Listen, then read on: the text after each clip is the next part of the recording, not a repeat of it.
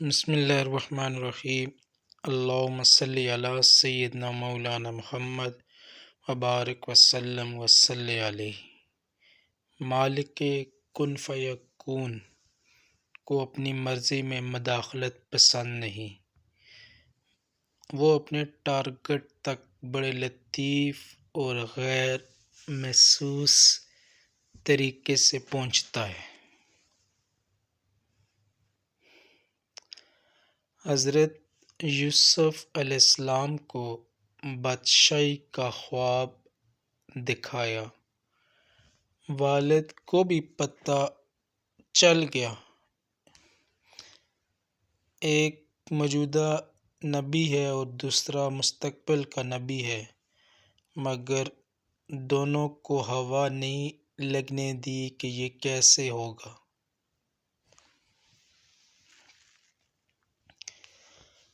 خواب خوشی کا تھا، مگر چکی غم کی چلا دی۔ یوسف علیہ السلام 2 کلومیٹر دور کنویں میں پڑے ہیں، خوشبو نہیں آنے دی۔ اگر خوشبو آ گئی تو والد سے رہا نہیں جائے گا، جا کر نکلوا لیں گے۔ جبکہ بادشاہی کے لیے سفر اسی کنویں سے لکھا گیا تھا۔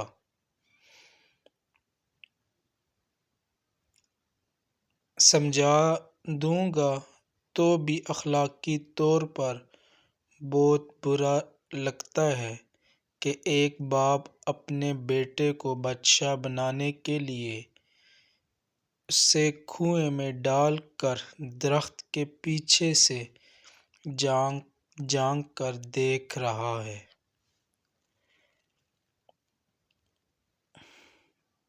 کہ قافلے والوں نے اٹھایا ہے یا نہیں، لہذا سارا انتظام اپنے ہاتھ میں رکھا ہے۔ اگر حضرت یوسف علیہ السلام کے بھائیوں کو پتہ ہوتا کہ اس کنویں میں گرنا بادشاہ بننا ہے اور وہ یوسف علیہ السلام کی مخالفت کر کے اصل میں اسے بادشاہ بنانے میں اللہ تعالی کی طرف سے استعمال ہو رہے ہیں، تو وہ ایک دوسرے کی منتیں کرتے کہ مجھے دھکا دے دو۔ حضرت یوسف علیہ السلام عزیز کے گھر گئے تو نعمتوں بھرے ماحول سے اٹھا کر جیل میں ڈال دیا کہ ان مع العسر یسرا۔ جیل کے ساتھیوں کی تعبیر بتائی تو بچ جانے والوں سے کہا کہ میرے کیس کا ذکر کرنا بادشاہ کے دربار میں، مگر مناسب وقت تک حضرت یوسف علیہ السلام کو جیل میں رکھنے کی اسکیم کے تحت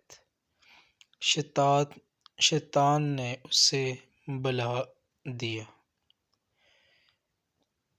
یوں شیطان بھی اللہ کی اسکیم کو نہ سمجھ سکا اور استعمال ہو گیا۔ اگر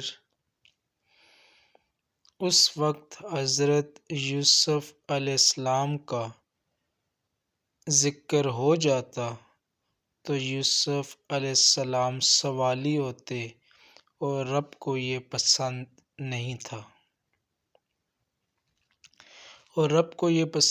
نہیں تھا۔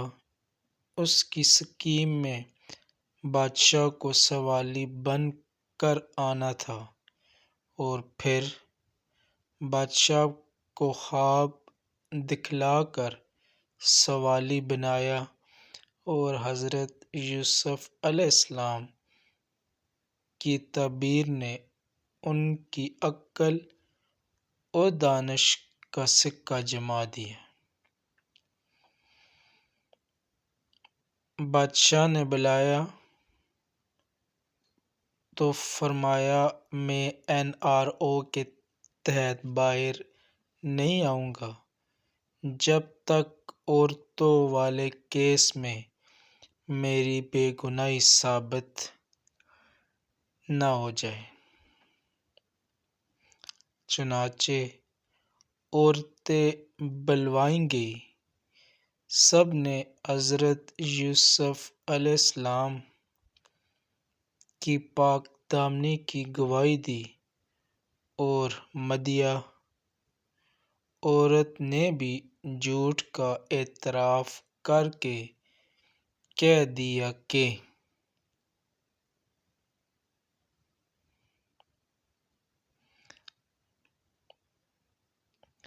وہی قید کا خواب جو بادشاہ کو یوسف علیہ السلام کے پاس لایا تھا، وہی قید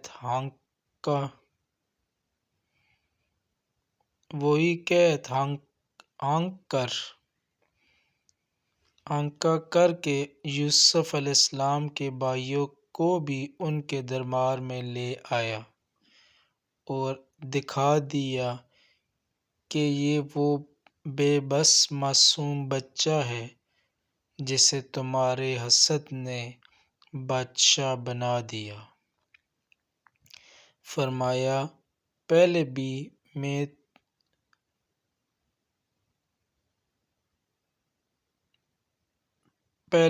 بھی تم میرا کرتا لے کر گئے تھے جس نے میرے باپ کی بنائی کھا لی، کیونکہ وہ اسی کرتے کو سونگھ سونگھ کر گریہ کیا کرتے تھے۔ فرمایا اب یہ کرتا لے جاؤ، یہ وہ کھوئی ہوئی بنائی واپس لے آئے گا۔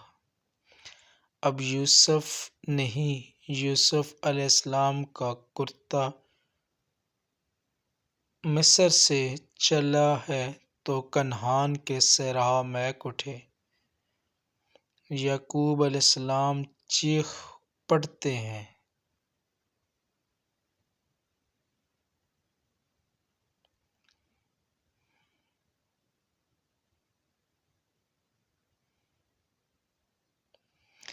کہ تم مجھے سیٹھیا ہوا نہ کہو تو میں ایک بات کہوں، مجھے یوسف کی خوشبو آ رہی ہے۔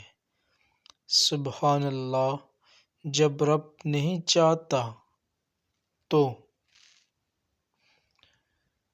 2 کلومیٹر دور کے کنویں سے خوشبو نہیں آتی، خبر نہیں آنے دی۔ جب سوئچ آن کیا تو مصر سے کنعان تک خوشبو سفر کر کے آ گئی۔ واللہ اعلم۔ علی امرہ ولکن اکثر الناس لا یعلمون۔ اللہ جو چاہتا ہے وہ کر کے ہی رہتا ہے، مگر لوگوں کی اکثریت یہ بات نہیں جانتی، اور جانتی ہے تو مانتی نہیں۔ یاد رکھیں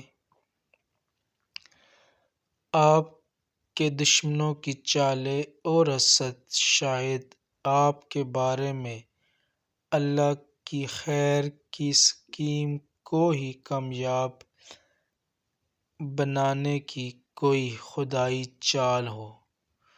انہیں کرنے دیں جو وہ کرتے ہیں، اللہ تعالی سے خیر مانگیں اور اپنے حصے کا کام پوری بے لوث لگن،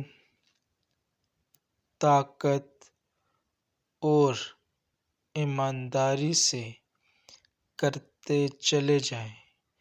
آپ اس دنیا سے کامیاب جائیں گے، مگر زمان و مکان کے پیمانے رب مگر زمان